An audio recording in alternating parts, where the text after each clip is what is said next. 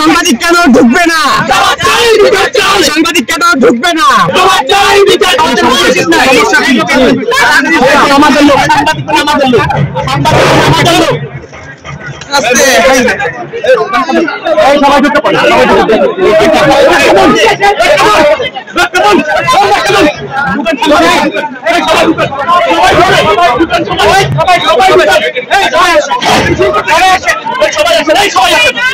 সাংবাদিক ঢুকতে দিবে না কেন?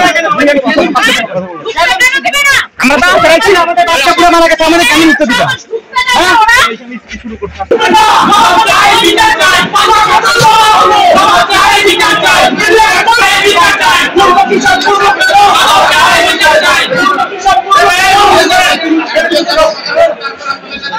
ভাই ঢুকলে আমরা যদি একজন একজন দেখতে আসি, ঢুকতে আসি, আমাদেরকে বাঁশি দেয়।